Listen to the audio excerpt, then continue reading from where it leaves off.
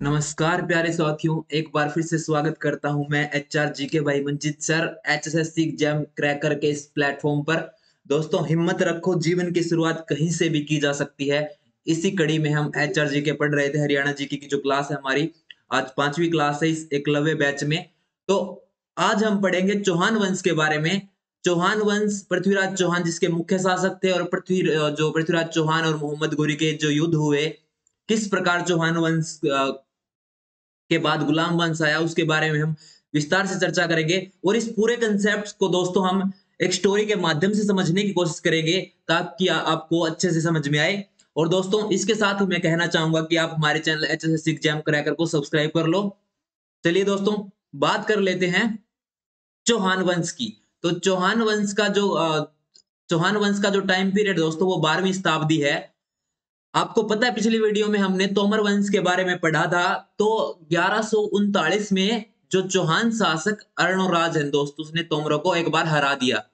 1139 में चौहान शासक अर्णोराज ने तोमरों को हरा दिया।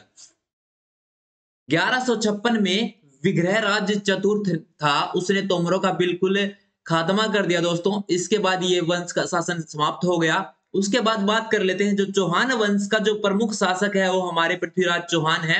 चौहान वंश के प्रमुख शासक हमारे पृथ्वीराज चौहान है।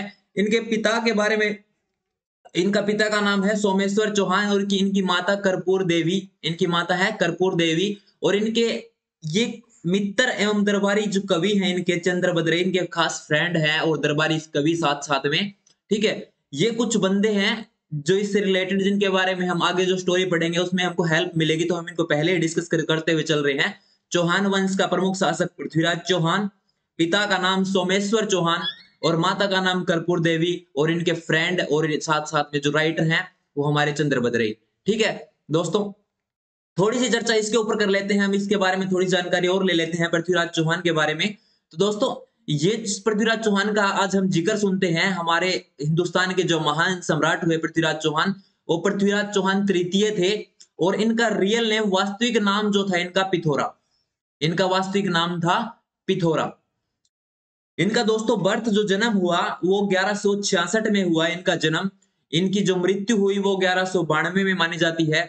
और ये राजा किस उम्र में बने, तो ये राजा 1177 में बने। इनकी वाइफ का नाम था संयोगिता।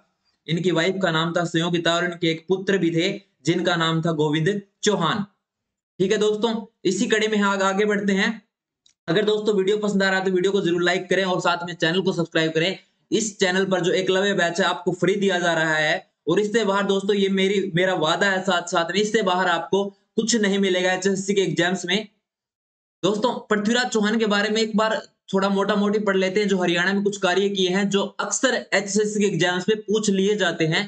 तो हरियाणा में किए गए कार्य जो दोस्तों थे, हांसी में इन्होंने असीरगढ़ किले का निर्माण करवाया था। हांसी के अंदर इन्होंने असीरगढ़ किले का निर्माण करवाया था, जिसे हम तलवारों का किला भी कहते हैं। जिसे हम तलवारों का किला भी कहते हैं। और दोस्तों इसके साथ साथ इन्होंने गोहाना में भी एक किले का निर्माण करवाया था। और दोस्तों ये तोसाम जो भिवानी डिस्ट्रिक्ट में पड़ता है, उसमें ये कचहरी, अपनी जो कोर्ट वगैरह होती थी, कचहरी, ठीक है, वो लगाते थे। ठीक है दोस्तों, इसके बारे में आगे चल के बात करेंगे। जब हम पृथ्वीराज चौहान के बारे में डिटेल ले रहे हैं, थोड़ा सा हम डिटेल मोहम्मद गोरी के बारे में भी लेंगे। ये दोस्तों मोहम्मद गोरी, इसने दोस्तों भारत पर बहुत बार आक्रमण किया इस बंदे ने। इस भारत पर जो इसका पहला आक्रमण था दोस्तों, वो 1178 में मोहम्मद गोरी ने किया था। और ये आक्रमण इसने पाटन गुजरात पे किया था। यहां पर क्या हुआ दोस्तों, यहां पर भीम द्वितीय बघेल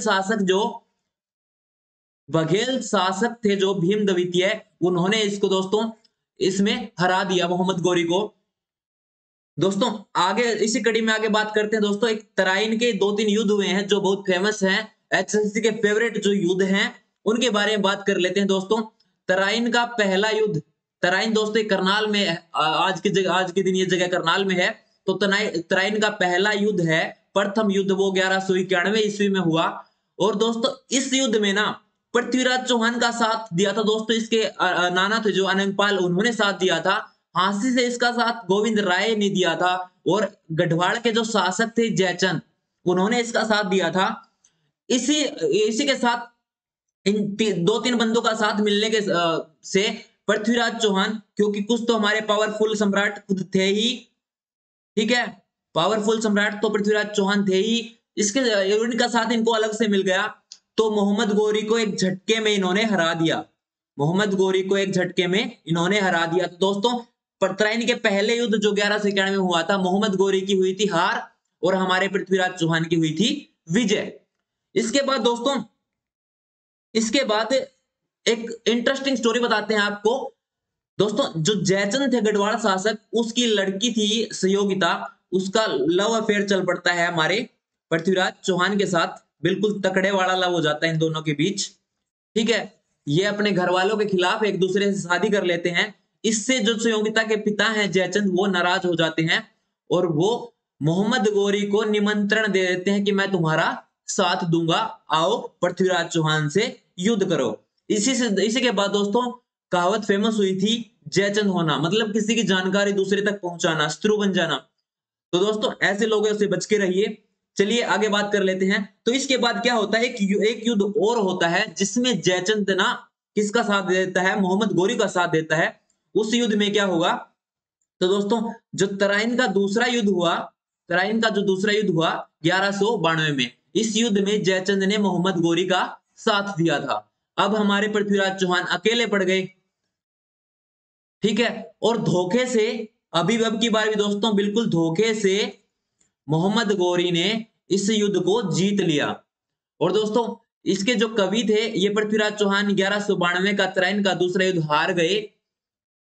और दोस्तों, मैंने अभी इसका जो बारे में डिस्कस कर रहे थे, इसके पृथ्वीराज चौहान के मित्र के बारे में डिस्कस आपसे किया था, चंद्रबरदई के बारे में डिस्कस किया था, जो इसके मित्र होने के साथ साथ इसके दरबारी कवि भी थे।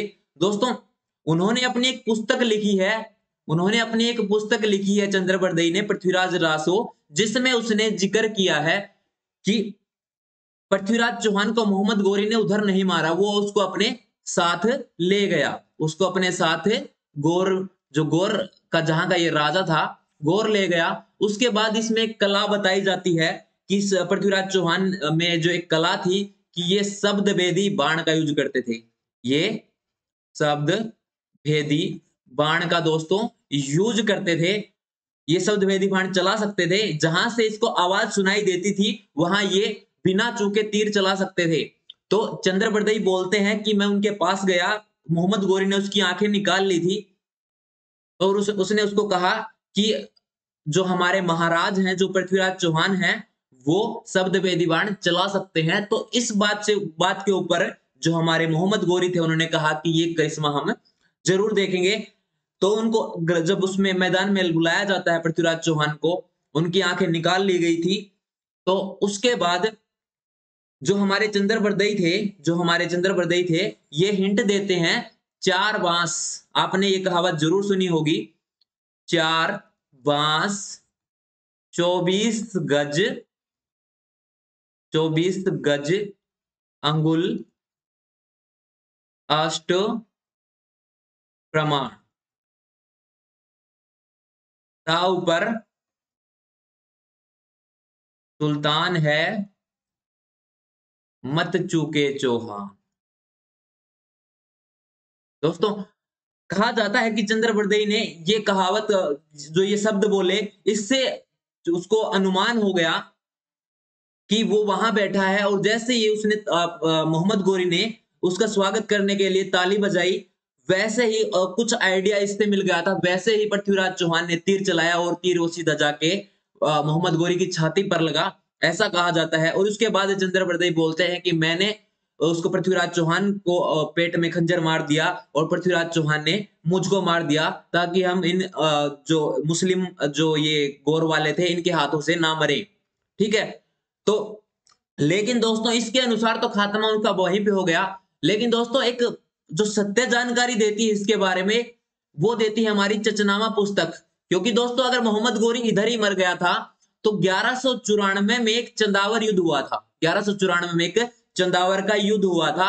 अगर मोहम्मद गोरी पहले ही मर चुका था, तो 1194 में जयचंद के साथ लड़ने वाले कौन थे?